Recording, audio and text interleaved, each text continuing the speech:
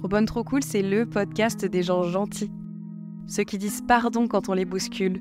Ceux qui s'inquiètent des autres avant même de s'inquiéter pour eux-mêmes. Ceux qui disent bonjour dans la rue sans passer pour des fous. Et ceux qui tiennent la porte à la vieille dame à la boulangerie. Oui, ça existe encore des gens comme ça. Et c'est pour tous ces super-héros invisibles que j'ai créé cette safe place. Parce que gentil is the new cool, donnons la parole à celles et ceux qui réussissent autrement et qui se font respecter sans grogner. Je suis Léa, une gentille qui en a fait une force, enfin presque. Freelance dans la com depuis plusieurs années, j'accompagne mes clients pour faire briller leur authenticité. D'ailleurs, hasard de dingue, gentillesse rime avec business. Trop bonne, trop cool, c'est le guide de survie du gentil. Pour apprendre à naviguer dans un monde parfois rude, on va pas se mentir, sans perdre votre bienveillance. Vous n'êtes pas seul. Je vous jure qu'on n'a pas besoin d'être un requin pour réussir et qu'on va y arriver. Sans plus attendre, je vous laisse avec l'épisode du jour. Je vais chercher mon casque de gamer, bouge pas. Est-ce que tu m'entends, EO ? Là, je vais sans doute faire des onomatopées de... Allez, paf, paf, tic, flac. C'est du triphasé ? C'est du triphasé ou pas ? Ouais, exactement, je sais pas, je comprends pas ce mot, donc maybe it's a triphasé. Moi non plus, mais faut le sortir à chaque fois. C'est vrai que triphasé c'est stylé, tu peux le dire dans tous les contextes. Moi je sais même pas à quoi ça fait référence, mais c'est vrai que triphasé c'est stylé. Ok. Tu peux le dire pour les voitures, tous les sujets si on n'y connaît rien, moi je dis ça pour tout quoi. Le vin, c'est un vin triphasé ? Ouais. Et puis allez, on y va gentiment, sans mauvais jeu de mots. Allez, c'est mardi. C'est mardi. Bonjour à toutes et bonjour à tous et bienvenue dans un nouvel épisode de Trop bonne, trop cool. Aujourd'hui, ça respire la bonne humeur et le soleil. Je reçois Martin Luminet. Bonjour Martin. Bonjour. Déjà, on a bien ri en intro off the records et du coup, c'était trop bien. Donc, je sens que ça va être un épisode survitaminé. Comment vas-tu déjà, Martin, en ce beau matin ? Eh ben, ça va très bien, merci. J'espère que j'ai pas donné toutes mes meilleures blagues, tu vois, sur notre petit échange avant. Sinon, on pourra sortir peut-être un DVD bonus avec les moments censurés ou voilà. C'est ça, vraiment, exactement. On fera un petit blagues, plus. c'était super. Enfin, désolé d'en parler comme ça à l'antenne, mais qu'est-ce qu'on arrive, qu'est-ce que c'était bien. Et du coup, vous n'êtes pas du tout concernés, parce qu'on l'a fait en dehors, donc c'est de l'entre-soi, ce podcast infini. C'est mon but, c'est mon bonheur dans la vie. Faire vous sentir mal, chers auditeurs et auditrices. Exactement. J'espère que vous vous sentez exclus. Oui, du malaise, des petits enclos entre nous, et c'est ça le monde de demain. Toujours, la gentillesse avant tout, c'est vraiment le but de ce podcast. Mais non, je plaisante, je vais très bien, je suis très heureux d'être là, et je suis très heureux de parler de ça. Franchement, c'est des sujets qui paraissent un petit peu anodins, mais qui ne le sont pas du tout, parce que j'ai l'impression que c'est des sujets qui se diluent un petit peu avec le temps dans la vie des gens, dans nos sujets de conversation, même dans nos sujets de vie, qui se décentrent un peu, donc c'est bien des fois de remettre l'église au centre du gymnase, comme on dit. Bah, trop bien que tu dis ça, parce que c'est vraiment pour ça que j'ai voulu créer ce podcast-là, c'est pour redorer un peu le blason de la gentillesse, et du coup, je pense que tu vas être un chouette chevalier aujourd'hui pour défendre tout ça. Est-ce que tu peux Oui, mais bien sûr, je n'en doute point. Est-ce que tu peux te présenter, Martin, pour les auditeurs auditrices qui ne te connaîtraient pas encore ? Ouais, je vais pas être bon en présentation, donc il faudra évidemment recouper avec des sources sûres, type Wikipédia, Instagram et tout, mais parce qu'on se définit toujours un peu différemment de jour en jour, et puis je sais, se définir, c'est aussi se délimiter. Donc, pardon, je vous mets déjà un tunnel. Je fais des chansons. En fait, je fais des chansons, j'écris des chansons sur des sujets hyper intimes. Enfin, je trouve hyper intime parce que j'ai grandi dans un climat, moi, de vie où les émotions étaient pas du tout les bienvenus, où on était très très très pudique dans ma famille, et du coup par extension j'étais devenu très pudique, voire très très très verrouillé, et à l'âge de 20 ans j'ai avec des amis dont j'ai la chance de toujours partager la vie, on a accidentellement fait de la musique pour s'occuper le mercredi après-midi après le lycée, enfin même après le lycée puis la fac quoi, on était vraiment un peu en retard sur tout, mais c'est aussi ça quoi qui fait le charme des parcours, c'est que c'est jamais trop tard. Et puis à ce moment-là, je me suis mis à écrire des chansons de manière assez imprévue, enfin surtout écrire des textes, mettre des mots sur ce que je ressentais, et ça a ouvert comme un espèce de grand c'est pas une pièce, quoi. Ça a ouvert il y a un barrage qui a craqué, qui était, tu sais, des émotions qui ont été retenues pendant si longtemps, un langage qui a pas du tout été exploité pendant des années. Et bah, à ce moment-là, je me suis rendu compte que bah, ma vie pouvait plus se tenir à distance raisonnable de tout ça. Donc j'ai plongé là-dedans et depuis je fais des chansons, j'en ai fait ma vie et je suis très heureux.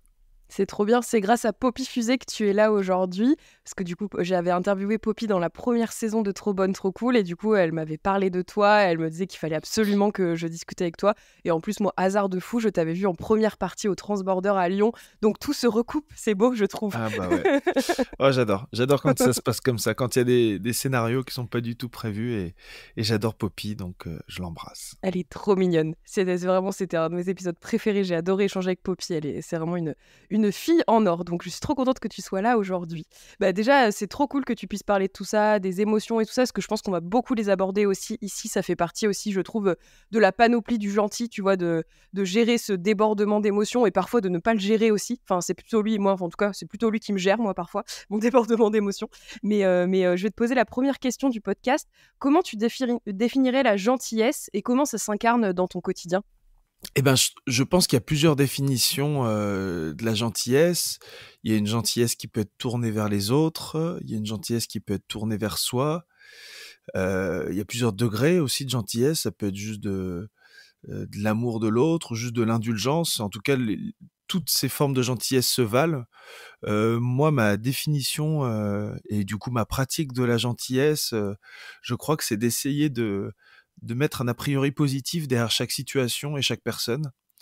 Partir de ce postulat-là à chaque fois, quitte à être déçu, quitte à être blessé, mais en tout cas, je sais que ce mouvement-là est un mouvement qui va vers la situation, qui va vers la personne et qui me nourrit plus qu'il me fait de mal. Évidemment, par la force des expériences, il y a des choses qui font beaucoup de mal quand on confie sa confiance ou sa gentillesse à quelqu'un, parce que moi j'ai tendance à faire ce mouvement de manière très proche et je laisse volontiers les personnes s'approcher au plus près de ma zone du cœur. Donc c'est vrai que quand quelqu'un fait un petit faux pas, même si c'est pas grave, il est ressenti beaucoup plus fort que si je l'avais gardé à distance raisonnable.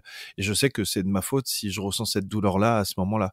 Mais en tout cas, pour moi, la gentillesse, c'est ça, c'est d'avoir un a priori positif sur les choses, sur les situations, de penser que l'humain est avant tout quelqu'un de bien et qu'il a été perverti par des parcours, un mauvais entourage, des fois des mauvais choix, une mauvaise éducation, mais qu'il y a quelque chose de bon en nous fondamentalement qui fait que à la fin du compte, c'est un rêve un peu pieux, tu vois, mais on n'est pas si différents les uns des autres, quoi.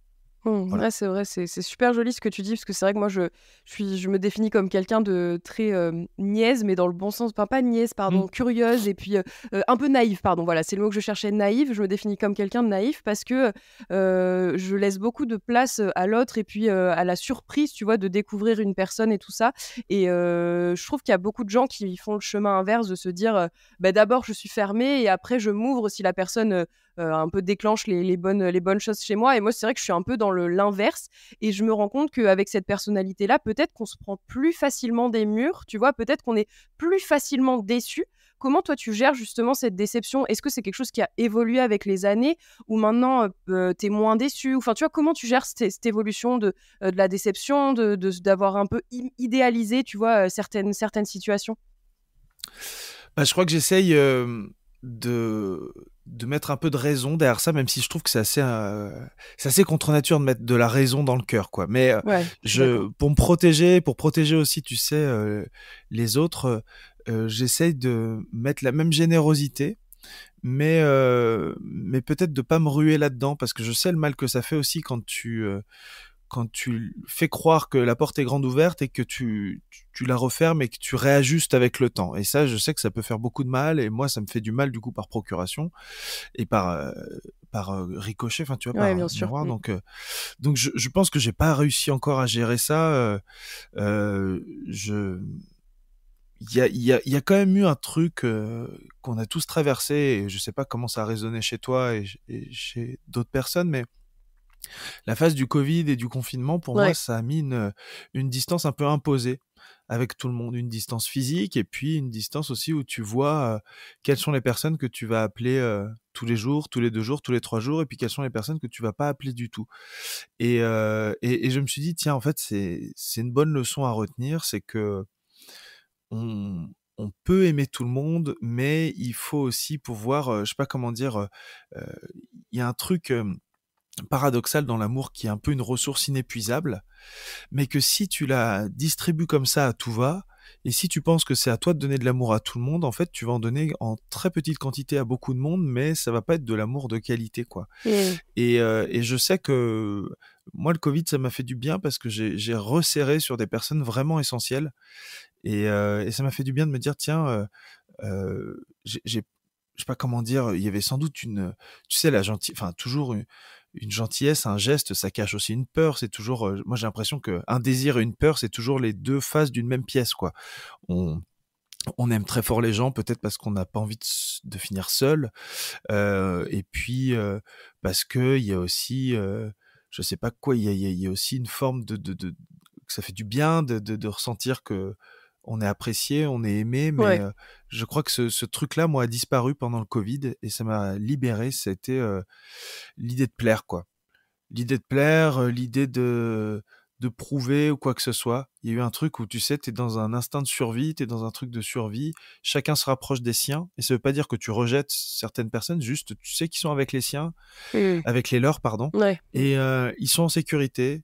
Toi, t'es en sécurité. Ta mission, c'est d'être avec les tiens. Et ça m'a fait beaucoup de bien parce que du coup, retrouver ces personnes-là avec la bonne, si tu veux, la bonne distance, c'était super. Et puis retrouver les personnes qui m'avaient terriblement manqué et dont j'ai vraiment souffert de l'absence, m'a aussi fait prendre conscience que c'était un lien à tenir au quotidien, avec ou sans urgence autour, et que c'est bien de simplement des fois prendre des nouvelles. C'est tout Ouais, bête, bien sûr. mais Ouais. pour moi c'est le b.a.-ba, c'est dégager du temps pour les gens qu'on aime. Et moi dans la musique là, c'est un vrai sujet parce que j'ai de moins en moins de temps à donner, donc j'essaie au maximum de rendre ce temps comme un temps un peu de Ouais. qualité et vraiment de pas me disperser, quoi. Parce que j'avais tendance avant, si tu veux, quand je rentrais dans ma ville natale, entre guillemets, quand je rentrais à Lyon, à vouloir voir tout le monde absolument et tout, et voir tout le monde en même temps. Et en fait, c'était pas du tout rendre service à mon petit cœur ni au leur. Et le mieux, c'est en fait de se dire, tiens, je vais revenir 3-4 fois. Et bien sur ces 3-4 fois, je vais réussir à voir tout le monde et je vais réussir à les voir pleinement. Et que je n'irai pas voir quelqu'un si je peux pas lui offrir assez de temps, assez d'attention et assez de gentillesse, quoi. Enfin, assez d'amour, quoi, tout bonnement. Voilà. Je sais pas si ça a répondu à la question. En tout cas, je suis parti en tunnel. Petite interlude musicale, ici la Léa du podcast. Durant l'épisode avec Martin, j'ai bien sûr eu une coupure, sinon ce n'est pas marrant. Et Martin a eu l'idée de génie de continuer à discuter. Je vous laisse cette petite pause, cette petite respiration dans le podcast parce que c'est un petit bonbon. Bon épisode, des bisous.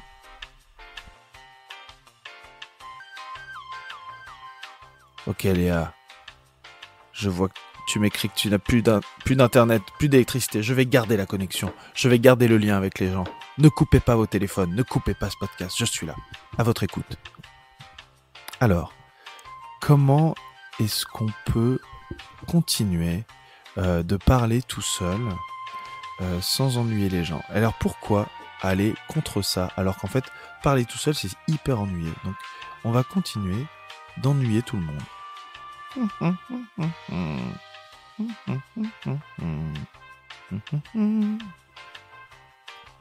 Mon Dieu que c'est beau, un humain figé. Écoute, je vais...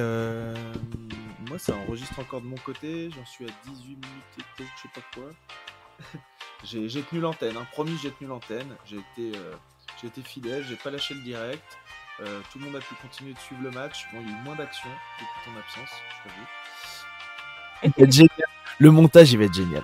Ah, ça va être un vrai plaisir. J'adore devoir tout faire moi-même. Les petits podcasts comme ça, de tout faire soi-même, Si- c'est des petits bonbons. Tu pourras mettre un petit bonus à la fin avec nos blagues de début et mon magnifique meublage de vide. C'était mais un malaise sans nom, je pense. Parfait, bah écoute, parfait. Est-ce que tu veux que je te relance sur une question? Du coup, je ne sais pas comment tu as Oui, je sais terminé. plus tout, on s'est arrêté. Ah, je sais plus. Bon, bah parfait. Bon, de toute façon, les auditeurs, auditrices sont au courant. Ici, c'est un podcast fait maison et du coup, il y a souvent des coupures internet. Là, c'est coupure d'électricité. J'avoue que c'est la petite nouveauté du jour, mais c'est pas grave. On va se raccrocher au wagon et on va reprendre le cours de l'épisode comme si de rien n'était. Donc, Martin, tu as meublé pendant mon absence ma coupure d'électricité. Du coup, je vais Je te crois que j'ai été relancer. brillant. J'ai été brillant. Ah, mais j'en suis sûre et j'ai hâte de réécouter ça. Ça va être ma petite pépite à réécouter après. Du coup, tu parlais de pas mal de choses et par rapport au Covid, ça m'a fait pas mal réfléchir sur le côté. C'est vrai que tu as raison, c'est le seul moment où on a pu mettre un peu notre vie en pause et je trouve où on a pu se poser un peu des questions, notamment sur, comme tu disais, qui on a envie vraiment d'avoir dans nos vies, qui on a envie de chérir. Et quand on est pris dans le flot de la vie, je trouve que c'est un peu un de nos défauts d'humain, ça, de pas se rendre compte forcément de la chance déjà qu'on a d'être entouré, de pouvoir naviguer librement. Tu vois, c'est des trucs à la con, mais je trouve que moi, le Covid, ça m'a vraiment remis le truc en mode punaise, là, je peux même pas aller au resto, il faut que je signe une feuille si je veux sortir 1 heure. Enfin, il y avait un truc un peu bizarre et je pense qu'en effet, ça a pas mal changé nos préoccupations, les préoccupations qu'on pouvait avoir sur les gens et ça nous a fait poser pas mal de questions. Donc, je pense qu'il y en a pas mal que ça a ébranlé aussi. Je pense notamment, tu vois, moi, par exemple, je sais que mes grands-parents, ça a été assez dur au niveau solitude et tout ça. Mais pour nous, jeunes gens un peu trop actifs parfois, je trouve que ça nous a fait du bien de mettre un peu le truc en pause. Et donc, toi, est-ce que tu as vraiment fait un tri dans ton entourage? Est-ce que tu vois vraiment l'avant-après Covid avec les gens ou est-ce que ça s'est fait assez naturellement? Enfin, tu vois, comment ça s'est goupillé dans ta vie avant et après le Covid? Alors j'ai pas vraiment fait un tri, hein. Non, non, c'est plus moi qui ai conscientisé des choses. J'ai toujours eu les mêmes amis avant, Ouais, après, ça a plus renforcé qu'éloigné d'ailleurs, mais je pense que moi ça a plus, si tu veux, consolidé l'idée et l'envie de pas passer à côté de, de certaines personnes et de certains moments parce que il y a eu du vrai manque et tu as raison en fait on on est jeune, on fait plein de choses, on vit dans des grandes villes donc on peut voir plein de gens, on peut consommer plein de moments assez facilement.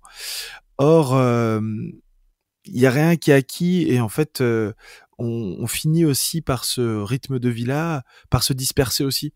ouais. Et moi, c'est plus ça. Ça m'a donné conscience de ça, de peut-être pas trop se disperser, essayer de moins se disperser, de retrouver un peu de centrage vis-à-vis de l'essentiel, à savoir des humains qui nous entourent, parce que euh, quand ça touche, enfin quand une crise comme ça mondiale touche l'intégrité ou la santé de nos proches, et ben là, c'est sûr que on est on est au contact d'un potentiel manque, d'une potentielle absence. Moi, j'ai perdu mon grand-père enfin, suite au Covid, et c'est vraiment, tu te rends compte à quel point, enfin, je vais dire un truc bateau, mais à quel point aucune présence n'est automatique, n'est éternelle, aucune présence n'est gratuite, quoi. Et Ou en tout cas, faut pas le voir comme ça. Quand on a une rencontre, une connexion avec quelqu'un, que ça soit familiale, amicale ou amoureuse, c'est quelque chose qu'il faut habiter dans les moindres recoins et parce que sinon, enfin, je sais pas. Moi, l'humain, c'est un truc que j'ai du mal à négliger. Je néglige plein de trucs. Je néglige mon agenda, enfin, comme non, mais tu vois, il y a un truc où je sais que sur les rapports humains, je fais pas tout bien, évidemment. Je fais même des trucs, enfin, tu vois, où j'ai des trucs où j'y arrive pas, quoi, où je le fais mal, où je me dis putain, mais c'est pas possible d'être passé à côté de ça ou d'avoir pas pensé à ça, de pas avoir fait ça assez bien. Mais il y a quand même un truc où je me dis bon, sur le rapport humain, il y a quand même quelque chose qu'on doit chérir parce qu'il y a que ça en fait qui va nous sauver et que on voit bien les crises répétitives, que ce soit le Covid, que ça va être la crise climatique, les crises sociales. Si nos rapports humains ne sont pas assez forts, solidaires et centrés sur les vraies choses qui nous réunissent, eh ben ça va amplifier le mal-être, amplifier la crise. Enfin, là, on voit très bien tous les débats de société qui parlent de conflits qui sont à l'autre bout du monde, qui arrivent à nous-mêmes à nous faire exploser, alors que ce conflit est très loin, que ces conflits sont très loin, parce qu'il y en a plein en ce moment. Et ben, je dis putain, c'est fou. Le moindre truc qui nous ébranle fait que notre humanité est mise à mal, mais hyper facilement. Et ça me fait un petit peu peur parce que j'ai toujours eu le fantasme, moi, de me dire, tiens, quand on sera face à une crise, on va se serrer les coudes, on va tenir, et puis c'est ça qui montrera qu'on est une belle espèce, que le mot humain n'est pas un gros mot. Et pendant le Covid, ça a tenu un moment, et puis après, c'est un petit peu dégénéré, et puis on est sorti de ce monde, enfin de ce moment-là, en disant, tiens, on arrive dans le monde d'après, et puis en fait, le monde d'après était un espèce de foireux mélange entre le monde d'avant et le monde de la peur, et puis des fantasmes justement d'un monde d'après un peu plus solidaire, un peu plus humain, un peu plus tourné vers le moment présent, qui ont été en fait très vite balayés, quoi, parce que il y a un temps pour tout. Et quand on réouvre le marché, les frontières, tout ça, le temps n'est plus vraiment à l'humain. Il y a d'autres enjeux et tout. Mais bon, voilà. Je pense que Et toi, j'enfonce un peu des justement, portes ouvertes. ouais, mais c'est important aussi de le rappeler. Et toi, justement, comment t'arrives à mettre l'humain au centre, tu vois, de ce que tu construis, que ce soit ta vie pro, ta vie perso. Enfin, tu vois, comment t'arrives à redonner cette place un petit peu à l'humain, peut-être que t'avais oublié avant Covid. Enfin, tu vois, comment t'arrives à lui redonner cette place? Eh ben, déjà, comme la musique prend beaucoup de place dans ma vie, dans mon temps, et dans mes journées, ce que je faisais assez naturellement avant, mais qui s'est confirmé et sur lequel j'ai mis un point d'honneur, c'est que je travaille qu'avec des personnes que j'aime. Ouais. Ça peut paraître bête comme ça, mais je passe plus de gens avec les, enfin, je passe plus de temps avec les personnes avec qui je travaille qu'avec mes proches. Donc, moi, je veux que ça soit des personnes avec qui j'aime passer du temps, avec Ouais, bien lesquelles sûr. j'aurai envie de partager autre chose que du travail, parce que ça va être des moments, enfin, ça va représenter un tellement grand segment de ma vie que je veux pas me dire que je vais être entre parenthèses, je veux pas les mettre entre parenthèses humainement, tu vois, je veux pas que ça soit une parenthèse du cœur ou quoi que ce soit, c'est le travail et la vie, machin. Non, pour moi, il faut que ce soit harmonisé, et du coup je m'entoure dans le travail que de personnes que j'aime, que j'estime, évidemment dont je raffole du travail, mais je mets la valeur humaine vraiment presque devant tout, quoi, Mm. parce que le boulot, on peut se tromper, on pourra faire des trucs, on pourra pas tout réussir, mais par contre, une relation, une amitié, quelque chose comme ça, à la fin, on s'en souviendra, quoi. Donc, peu Mm. importe si on finit par gagner le match ou le perdre, au moins, on sait que notre équipe, elle aura été belle, elle aura vécu quelque chose ensemble, et on aura été solide, quoi. Et donc, moi, ça, c'est un truc que je m'applique d'autant plus après le Covid, parce que voilà, on sait pas de quoi la vie sera faite, quoi. Et Ouais. moi, j'ai très très envie de sillonner cette vie avec des personnes qui m'inspirent humainement, quoi. C'est Alexandre Astier qui racontait ça dans une interview. Il expliquait qu'il travaillait qu'avec des personnes avec qui il était capable de déjeuner. Genre, c'était son Exactement. filtre. Et du coup, je trouve que c'est un peu ça aussi que tu essayes de faire, et c'est trop bien. Enfin, et je trouve que ça change tout. Enfin, tu vois, tu dis que c'est un peu bateau et tout, mais en vrai, ça change tout de travailler avec des gens qui te considèrent, que tu considères aussi, et qui partagent les mêmes valeurs que toi. Et tu vois, enfin, la gentillesse, toutes ces valeurs-là qui peuvent nous animer, ben, je trouve que en fait, c'est un super filtre, et on a un peu moins de déconvenus qu'on pourrait avoir avec des gens qu'on approche que pour leurs compétences, que pour leur expérience, leur joli nom sur le CV, enfin tu vois, ce genre de choses. Et du coup, je pense que, enfin, moi, je fonctionne vraiment comme toi, donc je m'y retrouve beaucoup dans ce que tu dis, ouais. Ouais, ouais, d'autant que moi, j'ai vécu l'inverse, c'est que j'ai côtoyé des personnes qui mettaient un point d'honneur à dire j'ai ma vie avec mes amis et tout, et puis j'ai le travail à côté, et là, je fais des concessions humaines, de valeurs et compagnie. Et ça se vaut, tu vois, j'ai pas de jugement là-dessus, moi ça me correspond pas. Mais je me disais OK, c'est peut-être moi aussi qui fais une erreur à trop vouloir tout concilier, à penser qu'il y a un équilibre là-dedans, et peut-être ralentir le côté travail pour mettre le côté humain en avant. Mais je t'avoue que voir tu sais, d'être confronté à à quelqu'un qui faisait l'inverse de moi, et ben, ça m'a aussi permis de voir si tu veux, encore une fois, les deux facettes de la pièce, quoi. Ouais, bien sûr. Est-ce que tu fais les bons choix ou quoi que ce soit? Mais en fait, c'est des choix. Et ça, je trouve ça Mmh. hyper intéressant. C'est dire, c'est un choix. Tu sais pas si c'est la vérité, si c'est la bonne façon de faire, mais c'est un choix. C'est le tien, et le mieux, c'est de s'y tenir, quoi. Et ça, je trouve ça assez, assez engageant. Et moi, c'est un truc où je me dis, bon, bah, ça, c'est aussi un peu ma ligne directrice, quoi. C'est ça mon choix, c'est que je veux bosser avec des personnes que j'aime. Je veux que cette vie que je traverse, ça soit entouré d'amour, parce que le monde extérieur est hyper violent et hyper insécure sur plein de sujets.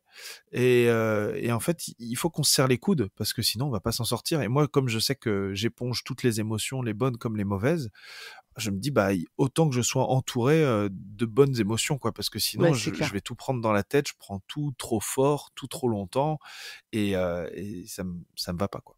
Ouais, je comprends tout à fait. Je me retrouve beaucoup dans ce que tu dis. Et justement, comment tu gères sur les périodes, bah là, maintenant, quand on prend un petit peu d'âge, je pense qu'on se prémunit aussi des gens qui nous font un peu, enfin, qui sont un peu, pas toxiques, mais qui sont moins bons pour nous, en tout cas, qui font pas les mêmes choix que nous.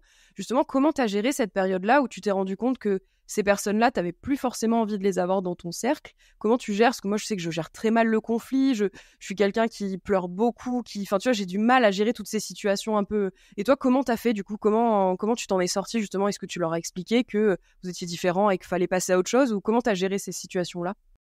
Bah, je les ai pas gérées, je pense elles m'ont dépassé. Comme toi, hein, je prends tout trop à cœur, je pleure plutôt que je parle, et je me fais rouler dessus par les choses, et même des fois, tu sais, je laisse les choses m'abattre pour me dire, bon, bah, ok, bon, bah, au moins on est sûr que c'était pas mon truc. Ouais, Et puis voilà, non, bah, je sais pas s'il y a une façon de les gérer. Euh, Moi, je sais que vu que je donne facilement ma confiance et mon amour, et le penchant négatif de tout ça, c'est que je me dilue aussi dans certaines personnes, dans certaines situations. Je le fais très volontiers, parce que pour moi, c'est une marque de générosité. Je suis pas du tout inspiré par les personnes qui restent. Enfin, j'admire une partie de ces personnes, parce que je me dis, putain, c'est fou d'arriver à rester droit, de pas ouais, bouger d'un centimètre de sa mission et tout. Et je crois que pendant longtemps, moi, j'ai admiré ces personnes-là en me disant, putain, c'est hyper beau. Mais je les admirais non pas parce que je trouvais ça beau, c'est parce que je trouvais ça loin de moi. Et du coup, ça m'inspirait un truc nouveau. Et je me disais, putain, mais comment font-elles, ces personnes, pour être hyper hermétique à tout, hyper ouais. hermétique aux choses négatives, aux choses belles, et de se dire, non, moi, ce qui est important, c'est mon centrage, quoi qu'il arrive, et que je ne veux pas bouger, et que ma vie, c'est d'être un axe qui ne bougera pas, qui ne sera pas du tout remué par les forces extérieures ou les présences extérieures. Et ça, je l'ai admiré, et du coup, ça m'a poussé à me rapprocher des fois de certaines personnes comme ça, qui Et n'étaient pas du tout dans la générosité, qui avaient d'autres vertus, tu vois, et qui, par extension, me reprochaient, moi, d'être généreux, d'être gentil. Et tu sais, petit à petit, ta nature, elle est retournée comme une arme contre toi. ouais, Et moi, c'est là où j'ai senti les premières personnes un petit peu, pas toxiques, parce que c'est un reproche, mais tu sais, qui ne sont pas compatibles avec mon ouais, écosystème, où quoi, on en n'est tout pas cas. aligné, quoi. Ouais, ouais. On n'est pas aligné. Voilà, exactement, parce que à chaque fois, on brandit le côté, ah, machin, il est toxique, elle est toxique et tout.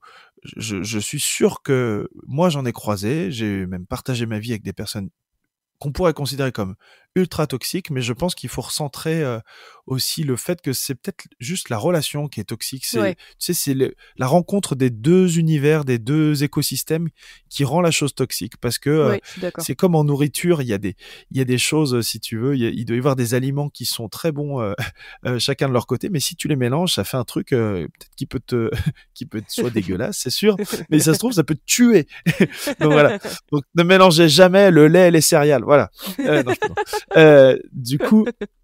Du coup, moi, quand j'ai été confronté à ça, et ça a été très très dur, parce que euh, tous tes fondements, puis j'ai pas confiance en moi spécialement, donc le peu de trucs que tu arrives à construire, si quelqu'un arrive à rentrer dedans, toi tu lui confies tout, tu lui confies les clés, machin, et la personne en fait rentre dedans et dit, mais non, mais ça c'est pas bien, faut arrêter d'être gentil.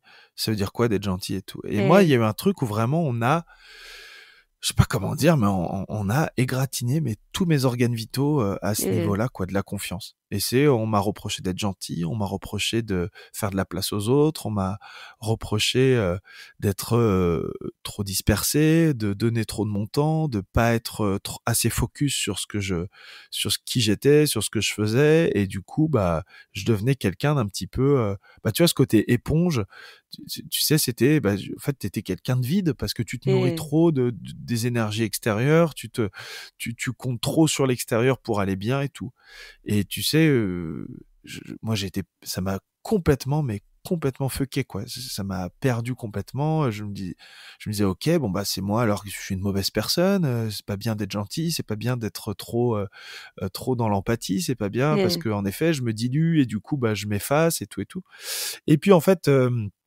J'ai réussi à m'extraire de cette relation et puis ça m'a quand même apporté des choses parce que il y a quand même du vrai là-dedans, c'est que la gentillesse, c'est enfin je sais pas comment dire, il y a une différence entre confier les clés de quelque chose, les clés de son appart à quelqu'un ou les clés de sa voiture, il me dit: «Ah non», tu vois? Et lui dire: «On conduit ensemble, on va quelque part ensemble» et lui jeter les clés et lui dire: «Bah, tu m'emmènes où tu veux, je m'en fous, moi, tant que c'est avec toi, j'y vais, quoi». Enfin, et tu vois, c'est pas un cadeau non plus que tu fais aux autres non, c'est sûr. de complètement, te déresponsabiliser ou quoi que ce soit.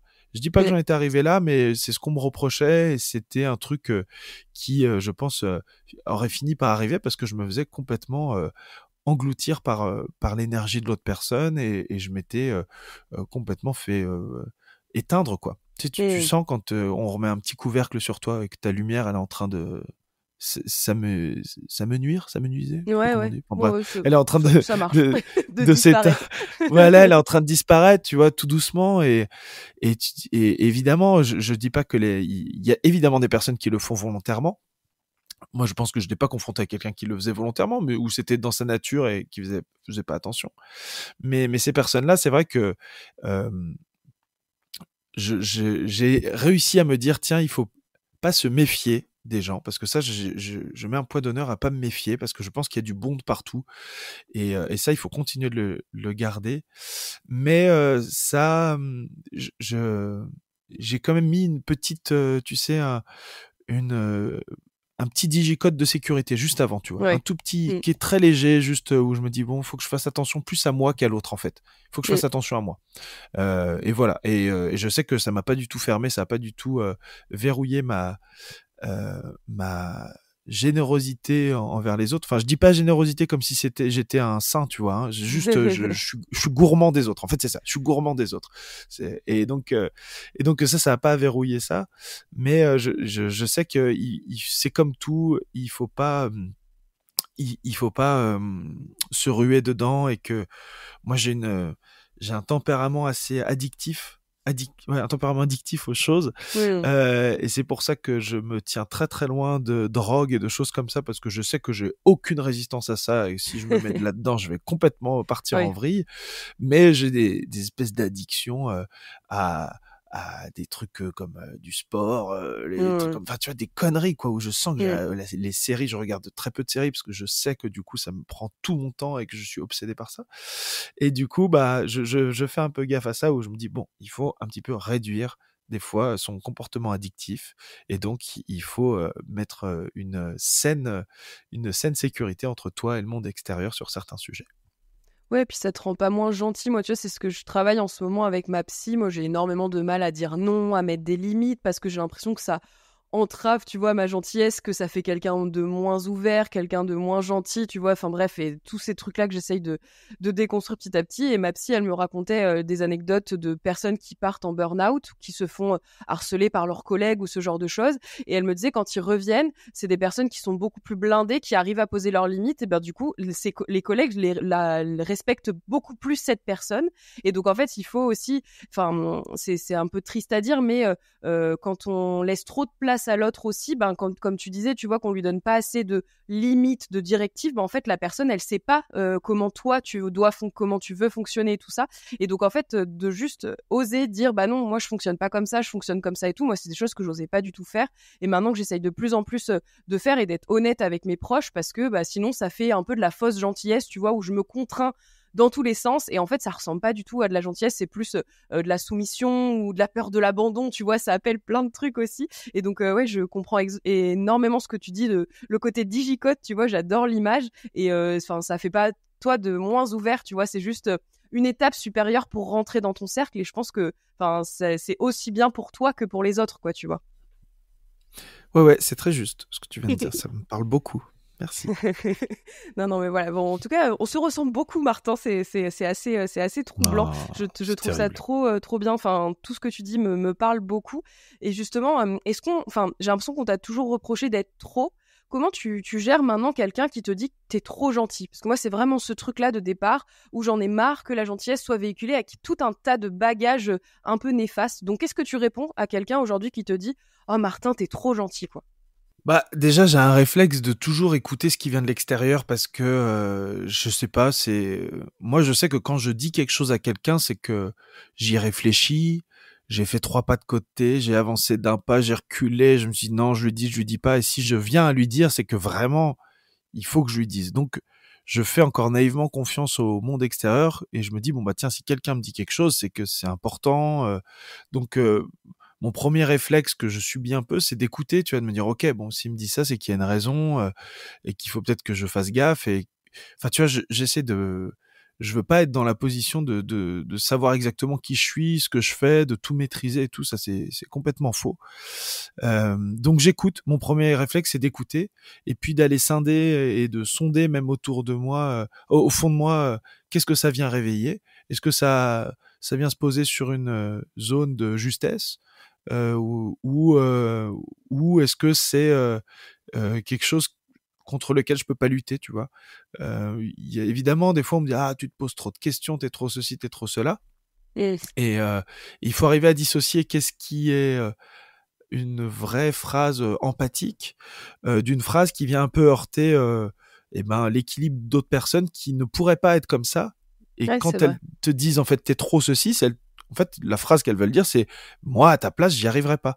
Oui, Bah, oui, la bonne oui. nouvelle, c'est que t'es pas à ma place et je suis pas à la tienne parce que c'est évident que si on cherche tous notre place, c'est pas pour se foutre dans la place de l'autre et que moi, je ne rêve absolument pas d'une société où tout le monde aurait les mêmes réactions, où tout le monde se ressemblerait, tout le monde penserait la même chose, même si en période électorale, ça m'arrangerait. Mais pour tout le reste, je crois vraiment en la complexité de l'humain et que aujourd'hui, il y a des mouvements de pensée qui viennent un petit peu contester ça et qui voudraient qu'on ait une parole impeccable et que notre humanité soit une forme de perfection, d'un chemin qui n'aurait pas été sinueux, qui n'aurait pas été jonché d'erreurs, de mauvais choix, de problèmes, de réactions excessives, de mauvaises réactions à des choses. Enfin, je veux dire, on est humain, on est un espèce d'amas d'émotions qui nous gouvernent autant qu'on les gouverne et on est une espèce fascinante parce qu'on est capable du meilleur comme du pire. Enfin, c'est quand même fou de se dire qu'on a pu faire autant d'atrocités aux yeux de l'histoire et qu'on a pu inventer des choses aussi révolutionnaires, aussi belles, aussi poétiques. Enfin, moi, je trouve ça fou en tant que de se dire qu'il y a une espèce qui est capable de ça et Et qu'évidemment, selon ce qu'on met au-dessus de sa tête, eh ben, on va être un peu plus guidé par la peur, un peu plus guidé par la méfiance, ou des fois guidé par la confiance et tout.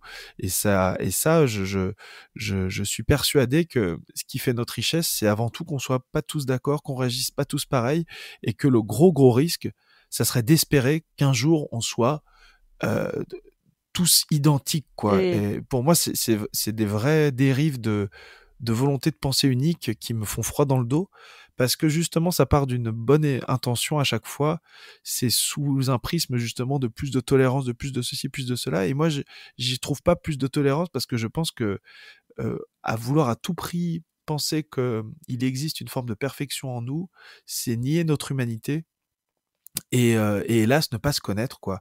Je sais que l'humain est perfectible, qu'on est tous, dans des mouvements d'amélioration ou du moins j'espère qu'on vit dans ce but-là de finir un peu mieux que comme on a commencé. Mais il y a des gouffres en nous, il y a des choses qui sont inexplicables, il y a des traumatismes qui sont insurmontables, il faut du temps et en fait, il faut miser moi je mise pas du tout sur le fait que les gens seront parfaits. Par contre, je mise beaucoup sur le fait que les gens peuvent changer. Et ça, je fais vraiment confiance à ça.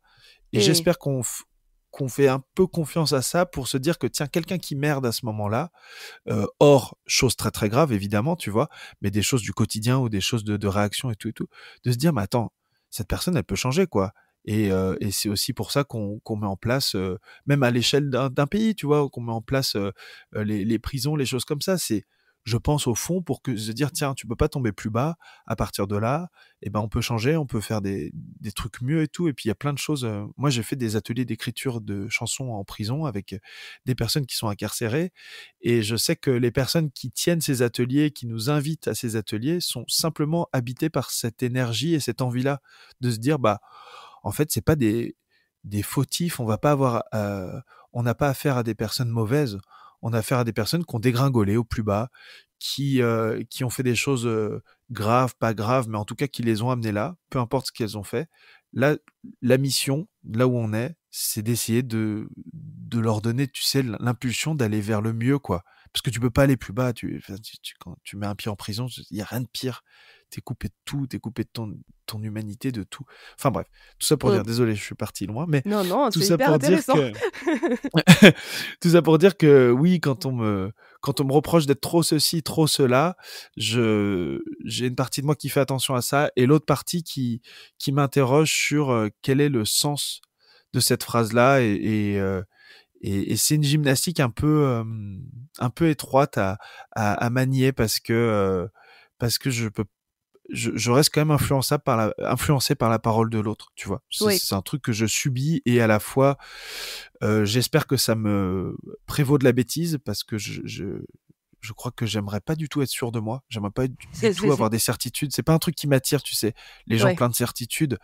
Je suis très content pour ces personnes-là, mais moi, je sais que je m'en sortirai pas avec ça. J'aurais l'impression de passer à côté de plein de choses et que toi comme moi, on sait très bien qu'on a appris, qu'on a évolué dans la vie grâce à des belles choses et aussi grâce à des erreurs, tu vois, Ouais, clairement. Mm. qu'on refera plus. Mais on a eu besoin de les faire pour se dire bon bah tiens, ça c'est mal. Et bah ok, bon bah ça je vais essayer d'améliorer. Et puis il y a des trucs qui Des fois, de le refaire plusieurs fois.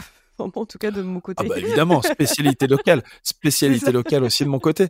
Mais il y a un truc de se dire aussi bon bah si cette erreur elle se reproduit, quelles sont les vertus de l'échec? Moi je trouve qu'il y a des vertus à l'échec à chaque fois. J'aime beaucoup le sport parce qu'il y a ça. Il y a un truc un peu philosophique dans le sport ou humaniste là-dedans, de se dire que une équipe, bah, le cheminement par exemple, je vais vous faire une petite parenthèse sur l'équipe de France 2018, championne du monde, mais cette victoire en finale n'aurait jamais pu avoir lieu s'ils n'avaient pas perdu la précédente finale avant. Et qu'en fait, le fait d'avoir touché le fond te donne les ressources que tu n'aurais jamais pu avoir si t'avais été dans un truc assez plat, un truc assez tiède, et que je trouve enfin moi personnellement, je me remets 100 fois mieux d'un échec que d'un succès dans la vie. Je sais que je gère mieux mes échecs que je gère mes succès, parce que y a un truc, je sais qu'un échec, je sais comment apprendre de ça, je sais comment essayer de rebondir, de me dire qu'il faut pas lâcher, que ça peut s'améliorer, il y a des choses à améliorer, et j'accepte le fait qu'on soit justement perfectible. Tandis que quand tout se passe bien, souvent tu sais pas pourquoi ça s'est bien passé, t'as pas d'explication. Quand c'est mal passé, tu sais geeker, dire tiens là je sais que j'ai mal agi, là je sais que j'aurais pu mieux travailler ceci, j'aurais pu mieux faire cela. Et quand ça se passe tout bien, moi j'ai pas de repère. Je me dis ok, pourquoi ça s'est bien passé, pourquoi c'était la chance, tu vois, il y a la chance, tout comme il y a la malchance dans l'échec. Mais du coup bah je sais pas quoi faire et du coup bah souvent je suis un peu oh merde, qu'est-ce que je fais là, je sais pas le gérer, je gère moins bien quand on me dit bravo c'est super et tout, je fais ouais ok bah je sais pas pourquoi c'est super mais tant mieux. Donc voilà. C'est vrai que le côté échec et succès, ça me fait penser que moi je gère mieux aussi les échecs parce que j'ai l'impression que je les digère, tu vois, j'ai un truc où je vais mal, il faut que je les processe et du coup ça passe, alors que le succès, moi je suis très j'ai du mal un peu à vivre l'instant présent, moi je vois toujours après, et du coup quand je gagne entre guillemets, genre quand quelque chose réussit bien, je me dis ok j'ai réussi, mais après c'est quoi l'étape d'après, et en fait je savoure même pas le fait que y ait du succès, enfin tu vois ce que je veux dire? Exactement, je suis tout à fait d'accord avec toi, enfin du moins je partage ça où je pense qu'il y a une peur derrière, il y a la peur de la célébration, il y a la peur de l'empattement, il y a la peur, tu sais, de se relâcher aussi, d'être toujours, tu sais, quand t'es dans un esprit de conquête. T'avances contre vents et marées et t'avances. Tu sais ce que ça te vaut l'énergie de mettre un pas devant l'autre et que quand au bout d'un moment le vent s'arrête et tu te dis mince, qu'est-ce que je dois faire? Je dois courir, mais si je cours, je vais me casser la gueule. Qu'est-ce que je vais faire? Donc tu sais, tu vas essayer de dire, il faut que je trouve du vent contraire. Je vais chercher du vent contraire pour pouvoir continuer de trouver mon rythme. Mais il y a aussi un truc qui s'apprend et moi j'ai appris ça grâce justement avec les personnes avec qui je travaille, qui sont Benjamin Geffen avec qui je fais mes chansons et Marion Richeux, ma manageuse, c'est que la musique, ça se vit comme du jardinage. Et du coup, la vie, par extension, ça se vit un peu comme du jardinage. Moi, j'ai l'impression que construire une carrière musicale, c'est construire une forêt, en fait. C'est tu fais pousser des trucs sur un terrain qui est complètement vierge, et puis tu vas sortir, faire des choses, revenir de temps en temps, voir si les arbres ont poussé, s'ils poussent droit, s'ils poussent pas droit, s'il y a des choses à élaguer, s'il y a des choses à changer, ces trucs qui s'entretiennent. Et là, on m'a fait remarquer, enfin c'est Ben qui m'a fait remarquer ça, et ça a été une phrase qui m'a complètement aidé et fait changer un peu mon prisme et mon regard face à tout ça. C'est qu'il y a un temps où on cultive, il y a un temps où on arrose, où on met les mains dans la terre, où on travaille, et il faut tout aussi accepter le temps où on récolte. Parce qu'il est hyper important, en fait, de récolter. Et moi, je sais que chez mes grands-parents, on fait beaucoup de potager et tout. Et que c'est super bien d'aller faire des tranchées, d'aller semer plein de trucs, d'attendre les vertus de la patience, tout ça, du temps qui passe et tout. Moi, je le vis super bien. Et qu'en fait, aller chercher au bout de 6 mois plus tard, le légume que t'as mis, enfin, tu vois, aller cueillir quelque chose, c'est hyper, hyper précieux. Parce qu'il faut le chérir, ce moment. C'est tellement furtif par rapport au temps d'attente que clair. si ce micro-temps tu le savoures pas, et ben en fait t'as rien pour t'armer pour les combats à venir, quoi. Et c'est comme dans le sport, le repos fait partie de l'effort, quoi. Et donc ce truc-là peut faire du bien. Mais je suis comme toi, je travaille là-dessus parce que à chaque fois que on finit un truc et que tout le monde dit ah c'est super, allez on fait ça, je fais ouais très bien, mais il faut que faut connaître la mission d'après parce que sinon c'est fatigant à force. Je vais me démobiliser, quoi. Mais t'inquiète pas, on va monter un club. C'est ça. Plus savourer la tomate, tu vois, qu'on vient de ramasser, plutôt que de penser à la tomate de l'année d'après, quoi, tu vois. Exactement.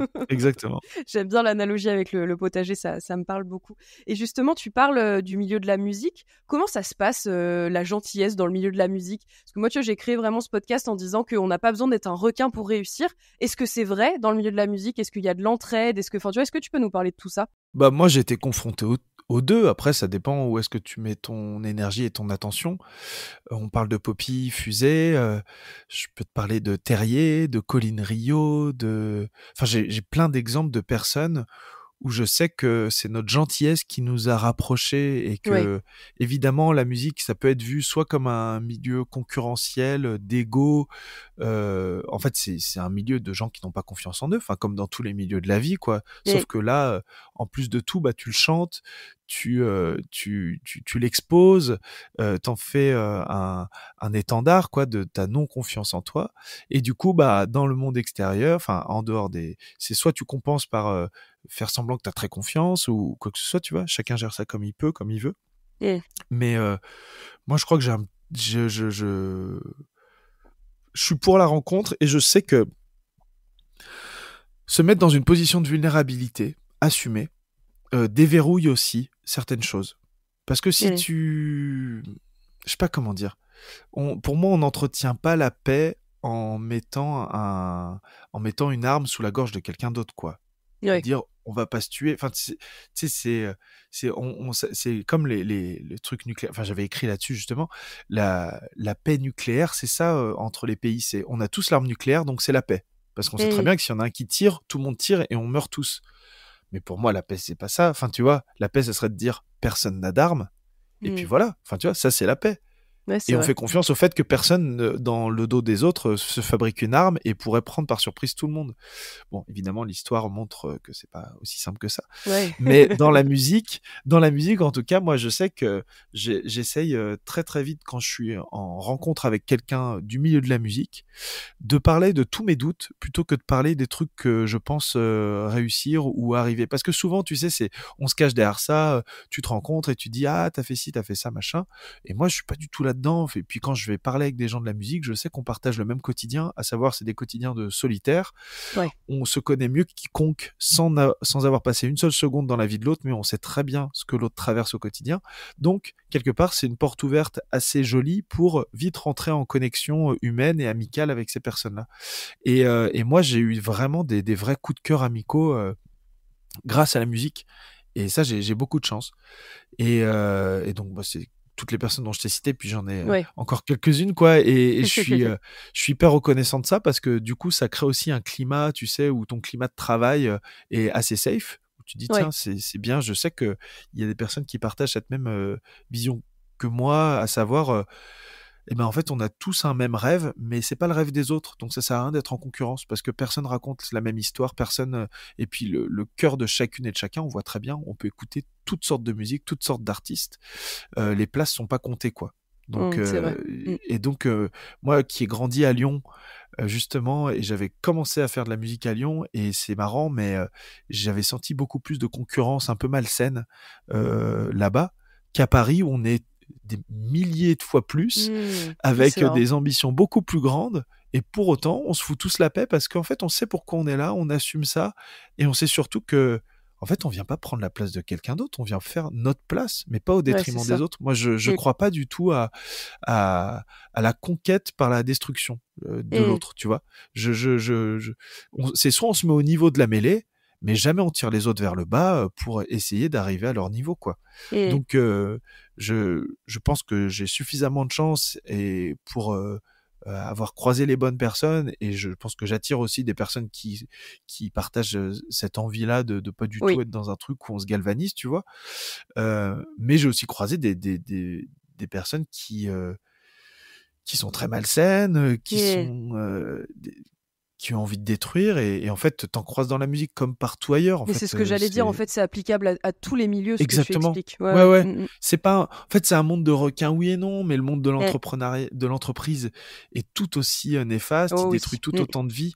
Tu Mm. vois, le monde de l'artisanat aussi, le monde de la Mm. cuisine aussi, le monde de l'hôpital aussi. Enfin, tous ces mondes-là, de toute façon, c'est l'humain. Mm. Tu peux pas changer un métier. Il faudrait changer tous les humains. En fait, les humains sont faits de ça, de bonnes et de mauvaises choses. Et du coup, bah, évidemment, il y a des comportements déviants qui viennent empoisonner un petit peu une harmonie. Et Mm. la musique ne fait pas exception, d'autant plus que il y a beaucoup d'ego, comme on disait, il y a un truc aussi où notre sensibilité est mise au devant, donc Ouais, vous êtes mise à nu, enfin, tout, c'est encore ouais, différent, je trouve. C'est tout très brûle plus mêlé. fort, ouais. Ouais, voilà, c'est ça exactement. Je pense qu'un artiste est beaucoup plus impacté quand quelqu'un critique sa musique, tu vois, qu'un comptable qu'on lui dit qu'il a fait une erreur dans son tableau Excel. Enfin, tu vois, je pense Tu le que prends pas plus c'est... personnellement, c'est vrai. Ouais, voilà, vous vous mettez à nu. Enfin, tu le disais au début que ta musique, ça t'a permis d'exprimer des émotions que t'exprimais pas avec ta famille. Et du coup, s'il y a quelqu'un qui vient critiquer ça, je pense que tu le prends d'autant plus en pleine face que... Enfin, tu vois, c'est beaucoup plus, Mmh, je sais pas, déstabilisant, quoi. Je pense que c'est plus c'est personnel. ça. Ouais, ouais, c'est ça. Et puis, moi, je sais ce que je mets derrière tout ça, et que quand tu récoltes, si tu veux, des commentaires de cette sorte-là, ou des comportements qui te veulent du mal, tu l'expliques pas, tu vois. Parce que tu peux pas te dire, je l'ai bien cherché. Et Ouais, ça, moi, ça, c'est un truc euh, qui peut potentiellement me détruire, quoi. Ça me fait beaucoup de mal. Ça me fait bien beaucoup de sûr. mal. Et Mm. j'ai vécu ça, tu vois. Il y a des personnes qui ont vraiment essayé de me faire énormément de mal. Et écoute, bah, la meilleure façon de faire, c'est te rapprocher de l'amour, hein, de toute façon, parce que tu vas pas les changer. Et puis leur but, c'est pas tellement que de changer de point de vue sur toi, hein. Ça va être enfin, je sais pas ce que ça va être d'ailleurs, je l'explique toujours pas. Mais Mm. en tout cas, c'est sûr que mais ça fait pas plus mal que le harcèlement en entreprise, ça fait pas plus mal. Enfin, Non, tu vois, c'est sûr. Mm. c'est des métiers comme les autres. Enfin, moi, je me tue à me dire que c'est des métiers comme les autres parce que sinon, tout le monde va prendre le melon, tout le monde va croire que c'est un Ouais, métier qui c'est est vrai. supérieur, Mm. alors qu'en fait, on a juste une fonction sociale comme n'importe quelle infirmière ou infirmier Mm. qui est de faire du bien à cette société, d'assainir la société, ou comme un journaliste qui est d'éclairer sur certaines questions, peut-être des questions de l'intime, Mm. mais en fait les questions de l'intime, c'est la chose la plus universelle parce qu'on est tous traversés par l'amour, Ouais, par la blessure, c'est par, clair. enfin, tu vois, par des précipices, enfin tout ça. Donc voilà, je pense que pour répondre à ta question, c'est un milieu de requins, mais c'est un milieu comme tous les autres Oui, milieux, où il y et il en y a a aussi partout beaucoup, de toute beaucoup façon. d'amour. Ouais. Ouais, c'est ça. Et puis en Mm, mm. fait, moi, je me Je suis focalise d'accord. plus sur le fait que c'est un milieu de jolis petits pélicans où il y a des gens vraiment adorables. Non, mais Ouais. vraiment, il y a vraiment, il y a des prouesses, il y a des rencontres qui sont. Enfin, on parlait de Poppy Fusée, moi, c'est une rencontre vraiment inestimable pour moi parce que c'est Mm. quelqu'un de radieux, c'est quelqu'un qui justement met son humanité au service de la musique, et pas l'inverse, tu vois. Il y a des personnes des fois qui jouent le jeu inverse, tu sais, qui se servent de la musique pour redorer un peu leur blason Mm. humain, et se servent de certains sujets de société pour attirer enfin comme des atouts marketing, tu sais, pour attirer Ouais, du bien sûr. public, Mm. alors que dans leurs chansons, elles ne parlent pas, ces personnes ne parlent pas du tout de ça. Mm. Non, je pense qu'il faut se dire qu'en fait, la musique, c'est un truc à côté de nous, mais ce qu'il y a au centre, c'est notre humanité. Ouais, clairement.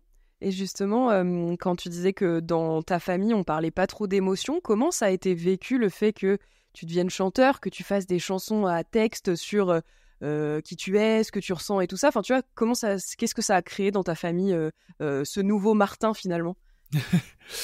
Bah, ça a été une rupture au début, comme tout, parce que c'est surprenant. Et puis, moi, je sais pas partir à moitié, je sais pas faire des trucs de manière tiède.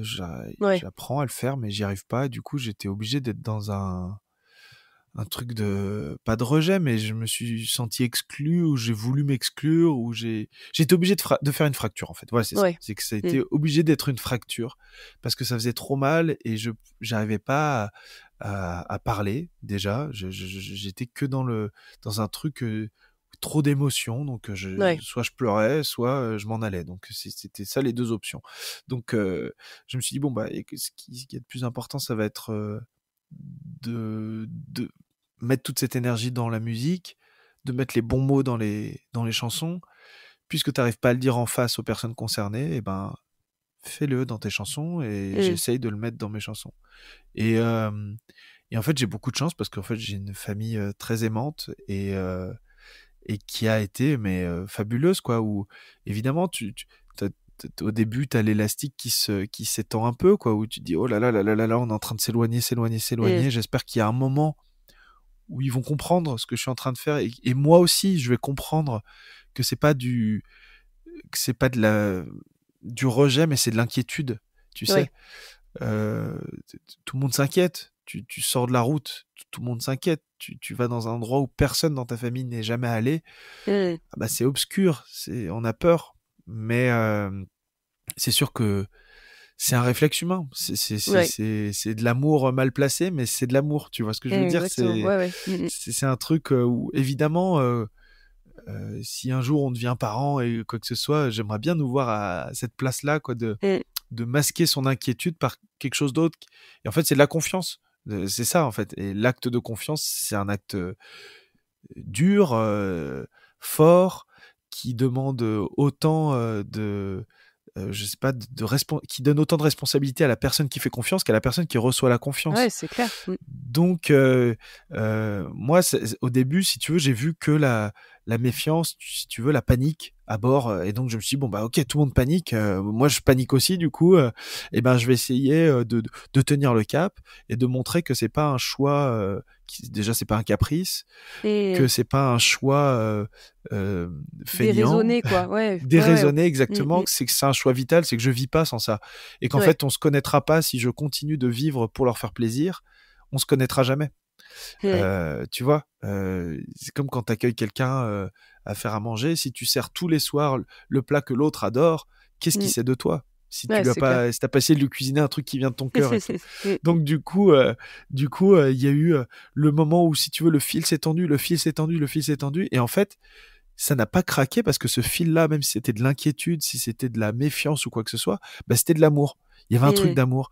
Et là, après, je sais pas, ça a duré 2, 3 ans. Après, il y a eu un moment où ça a changé. On s'est rapproché, rapproché, rapproché. Et aujourd'hui, mais j'ai rarement eu enfin, je sais pas, je vis pour la première fois une relation avec ma famille qui est forte, qui est saine, Mm. qui est belle, quoi. Enfin, moi, je suis devenu famille sur le tard, quoi. Ouais, c'est Et, trop chouette. et c'est trop marrant parce que je sais qu'on n'a jamais cessé de s'aimer, Juste, on a eu une phase, tu sais, où, enfin, je sais pas, quand on est parent, on doit sans doute confondre le fait qu'on fait des enfants, mais le plus grand geste à faire, c'est de, enfin, la plus grande euh, prouesse à faire, c'est d'arriver à comprendre qu'ils nous appartiennent pas et qu'il faut Ouais, pas clairement. c'est pas parce qu'ils nous ressemblent pas qu'on les aime pas, tu vois. Et je comprends que dans la vie, ça doit être complètement vertigineux de se dire, je crée un être. Ah bah, le truc le plus facile, c'est qu'on se ressemble, qu'on a un peu les Mm. mêmes points communs, qu'on puisse partager des choses toute notre vie et tout. Et en fait, il y a un moment où la personne que tu crées va s'éloigner de toi et ça va switcher, où cette personne-là va essayer de t'apprendre aussi des choses sur ses expériences, les choses qu'elle a faites en réaction. Parce que tu as beau vouloir être le meilleur parent du monde, je suppose que bah, tu crées des, des traumas, Ouais, c'est sûr. des zones d'absence. Enfin, tu vois, c'est pour ça que moi, j'ai aussi très vite chassé de ma tête l'envie d'en vouloir à qui que ce soit, Mm. parce que c'est impossible d'en vouloir à des parents. C'est impossible d'être parent parfait, ça n'existe pas. Ouais. Les parents parfaits, si vous avez des parents parfaits, c'est que ce ne sont pas vos parents. N'oubliez jamais ça. Ce ne sont pas vos parents, ce sont des gens qui sont payés par l'État. Ça n'existe pas, les parents parfaits. C'est des robots. Et tant mieux. Et tant mieux, parce qu'en fait, ça s'apprend pas d'être parent. Il n'y a pas d'école, il n'y a pas de trucs comme ça, Ouais. évidemment. Et en fait, il faut juste avoir un équilibre de vie sain, quoi, et être équilibré et sans doute faire des enfants avec les bonnes personnes ou au bon moment de sa vie, mais surtout avec les bonnes personnes et dans un climat d'amour. Mais en tout cas, tout ça pour dire que moi, j'ai jamais douté de l'amour de mes parents, ou en tout cas aujourd'hui, je me rends compte que j'avais aucune raison d'en douter Ouais. et que j'ai beaucoup de chance d'avoir pu avoir une famille hyper ouverte pour se dire, tiens, en fait, il va revenir. Mm. Changer, quoi que ce soit, mais il va revenir et ben, allez, même si on a peur, et ben, on va attendre. Et ça, je Mm. trouve ça trop beau. C'est hyper beau. Donc, j'ai beaucoup de Ouais, chance. c'est une belle preuve d'amour. Et justement, est-ce que avec ta musique, ça a changé un petit peu vos relations, justement, dans le côté émotion? Est-ce que vous arrivez plus à partager vos sentiments? Enfin, est-ce que tu as vu un avant-après aussi sur ça? Ouais, complètement. Je trouve qu'il y en a, j'y arrive toujours pas assez. J'ai l'impression que j'en dis plus dans ma musique qu'au quotidien. J'ai beaucoup de mal à dire, mais je sais aussi comment on fonctionne. Que c'est pas par le Mm. verbe qu'on se dit je t'aime, c'est par autre chose. Ouais. C'est par des Oui, c'est par gestes, des actes. Ouais, bien sûr. c'est Mm. par de la présence et tout, et c'est par des trucs que n'importe qui de l'extérieur comprendrait pas que c'est de l'amour, mais si c'est de l'amour parce que je sais pas, Mm. je pense que chaque famille a un petit dialecte intime, tu vois, Ouais. t'as ça, toi aussi, Mm. tout le monde a ça, et oui, oui, moi les chansons, ça a aidé, et puis le temps passant aussi, je pensais pas que Ouais. les chansons, c'est que Mm. le temps passe, on se rend compte que ça tient, il y a quelque chose qui tient entre nous, qu'on a envie de partager des choses ensemble. Mais c'est sûr que oui, moi, la musique, ça m'a fait dire que je ressentais des choses, en tout cas, Ouais. et que je pouvais mettre des mots dessus, et qu'en fait, quelqu'un qui cache ses émotions ne veut pas dire qu'il n'en a pas. Mm. Et, Mm. ça m'a beaucoup rassuré. Parce que du coup, j'ai aussi reconsidéré beaucoup de personnes de mon entourage qui n'étaient pas très démonstratives, mais qui, je pensais, n'avaient pas d'amour, pas d'émotion. En fait, pas du tout, non. C'est des fois, on tient nos émotions à bonne distance, à distance vitale, parce que ça brûle trop, ça prend trop le dessus, et que chacun les gère comme on veut, comme on peut. Mm. Moi, la musique, c'est vrai que je plonge dedans, quoi. Vraiment, je plonge dedans et je me fais, tu vois, on se fait mal là-dedans, comme n'importe qui écrit, quoi, avec ses tripes. Tu vas Mm. te faire mal, tu vas te faire du bien, tu vas exacerber tout. Et puis il y a des personnes, je comprends, qui ont pas envie de ça, quoi, qui ont envie de le gérer autrement, qui ont envie de le gérer avec beaucoup plus de délicatesse, beaucoup plus de, je sais pas, De de retenue, ouais. coquetterie, de Ouais, ouais, retenue. puis. Mm. Exactement, c'est ça, c'est Mm. le bon mot. C'est la Ouais, ouais. retenue. Ça veut dire qu'il y a quelque chose, mais on retient, et c'est très élégant, en fait. Moi, je trouve ça très beau de retenir. Ouais, c'est vrai. Et justement, quand tu parles là de ta musique très intime, est-ce que ça te gêne plus que tes proches l'écoutent que des gens, des inconnus? Est-ce que tu as ce Euh, truc-là? non, non, pas du tout. Parce que je sais pour qui je fais de la musique. Mm. Tu vois, je sais que il y a un truc où j'intègre ça assez vite, ou des gens que j'aime, tu vois, que je veux que ça plaise avant tout aux gens que j'aime, Ouais. et que si ça plaît à plein d'autres personnes autour, c'est une hyper bonne nouvelle. C'est super beau parce que tu te dis que c'est pas prémédité. Mais avant tout, je crois que je le dirige surtout vers les personnes que j'aime. C'est bateau de dire ça, mais je le crois sincèrement et moi, ça m'aide, tu vois, quand j'écris, de me dire, parce que sinon tu te disperses si tu dis, tiens, je vais écrire pour que tout le monde qui tombe sur Oui, ma chanson adore c'est ça. sûr. Ouais. C'est faux, ça n'existe pas. Ou alors tu fais de la musique de galerie marchande, tu vois. Yes. Enfin, tu fais un truc un peu insipide. Mais moi, je mets l'enjeu que j'ai autour de la musique, c'est pas du tout ça. Moi, c'est plus de réparer quelque chose en moi et du coup de créer un lien fort avec les personnes que j'aime. Ouais. Et ça, pour le coup, c'est sûr que c'est beaucoup de chansons. Je sais que c'est ces personnes-là qui vont les écouter en premier et c'est ces personnes-là qui vont les comprendre mieux que tout le Ouais. monde. Et du coup, j'ai aucune peur parce que je sais que j'écris en partie pour ces personnes-là, quoi. Ouais, c'est trop beau. Moi, tu vois, j'ai un peu ce truc différent, trop bonne, trop cool. C'est très personnel, tu vois, je me dévoile davantage et des fois, je suis un peu gênée de me dire qu'il y a des proches à moi qui peuvent l'écouter parce que je sais pas, ça fait un petit peu une faiblesse. Alors que quand c'est un monsieur, madame, tout le monde qui écoute, bah, il n'y a pas de brèche qui se crée, tu vois, c'est des gens qui sont très éloignés de toi. Donc, moi, je suis un peu tiraillée. Ce podcast, je le fais avec le cœur, je le fais vraiment, enfin, je suis 100% moi, tu vois, je fais pas semblant.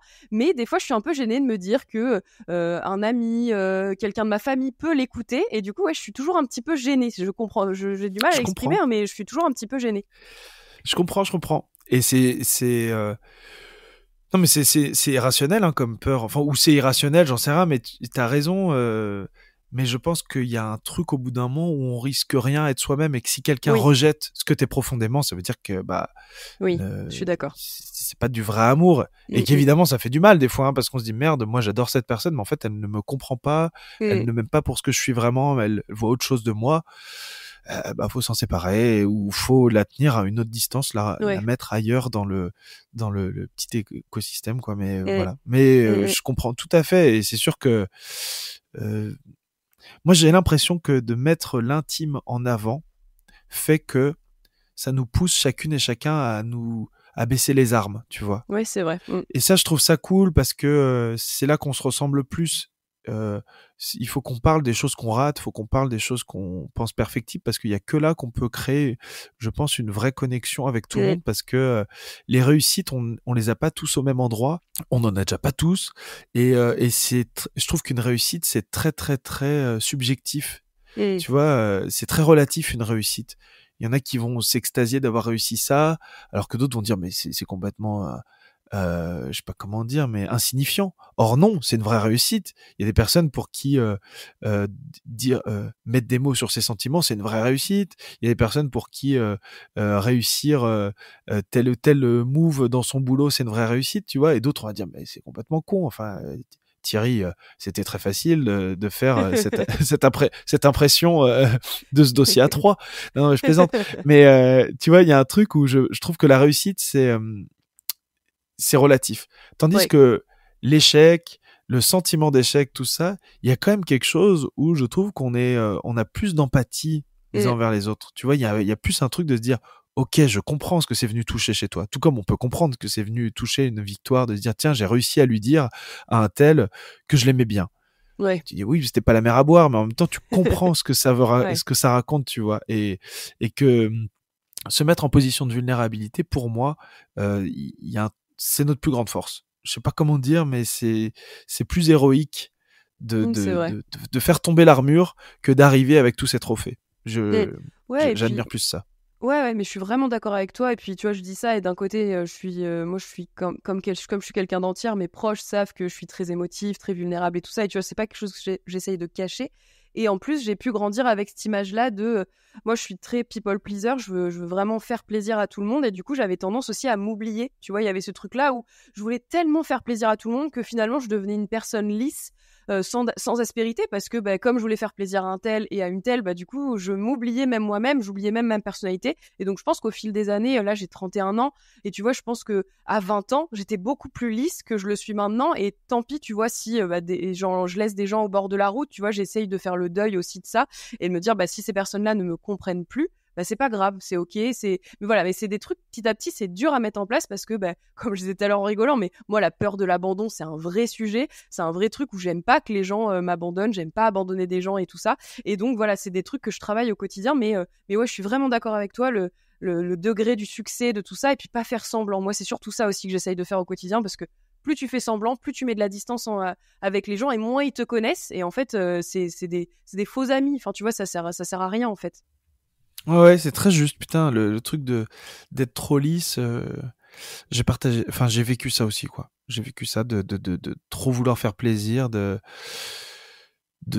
pas vouloir, justement, de trouver qu'il y a trop de distance entre les gens, et du coup, toi, enlever toutes les distances d'un coup, mais en fait, prendre sur toi tout le malheur du monde et te dire, C'est je vais ça. être gentil avec tout le monde et tout, et en fait, ça n'apporte rien, et tu te trahis toi déjà, mais tu trahis Ouais. aussi la confiance de l'autre, parce qu'au bout d'un moment, tu vas réajuster, tu vas au bout d'un moment dire: non, je peux pas faire tenir toutes ces personnes dans mon cœur enfin tu vois, avec le même degré d'intensité, c'est pas possible, c'est pas du vrai amour, quoi. Ou C'est alors c'est clair. de l'amour, tu sais, c'est de l'amour à la chaîne, quoi. C'est pas Ouais. bien, c'est pas du. C'est Ouais. standardisé quoi, au bout d'un moment, après tu vois ça. Exactement, exactement, et t'as raison. Moi, je sais que j'ai ce grand défaut-là sur lequel je travaille, et il faut s'en méfier, même si ça part d'une bonne intention. Il y a des Oui, trucs qui partent de bonne exactement. intention qui peuvent Ouais. faire des carnages à chaque fois, donc Ouais. Mm, faut mm. se méfier de ça.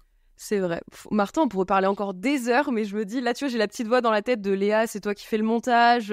Calme-toi, si ça dure 3 heures, ça va être long à monter. En tout cas, c'était passionnant. Limite, on pourrait faire un épisode 2, tu vois. Je me dis que t'as vraiment plein de choses hyper intéressantes à apporter. Il y a plein de questions tu vois, que j'ai emmagasinées dans ma tête en pile et que j'ai même pas eu le temps de te poser. Mais c'est pas grave, on fera un épisode 2. Franchement, je m'y engage, je trouve ça Je hyper serai là. intéressant. Ouais, bah, On trop, peut trop même bien. le faire en triangle, si tu veux. Tu fais un épisode 2 où on est trois, comme ça, Ah oui, on avec Poppy! peut. Avec Poppy! Ben voilà. Eh ben faisons ça. Voilà, on Mais va oui, oui, inviter parce que. Poppy Fusée pour un trio de la gentillesse. Franchement, ça serait trop, trop beau.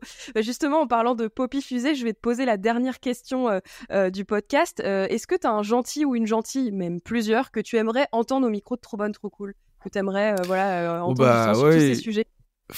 Ouais, évidemment, je vais pas réussir à choisir, mais je t'en ai Tu cité peux en dire plusieurs. quelques-uns. Bah, oui, oui, évidemment, je t'ai parlé de Colin Rio, je t'ai parlé de Noé Préchoff, de Terrier. C'est les premiers noms qui me viennent, de Euth. C'est des personnes que j'aime beaucoup parce que c'est juste ce que je trouve joli chez ces personnes, c'est que c'est une gentillesse qui a sa complexité. Et moi, j'aime beaucoup ça, quand la gentillesse vient dépasser, si tu veux, soit une grande timidité, soit, enfin, tu sais, quand tu sens que c'est plus fort que la personne. Et ben, pour te parler de Terrier, un qui est un ami, mais c'est vraiment un ami qui est devenu plus qu'un ami aujourd'hui. Et on s'est rencontrés grâce à la musique. C'est quelqu'un qui a un truc assez sauvage, si tu veux. Et tu sais, quelqu'un qui est très que j'admire, c'est quelqu'un qui est très timide et très intense à la fois.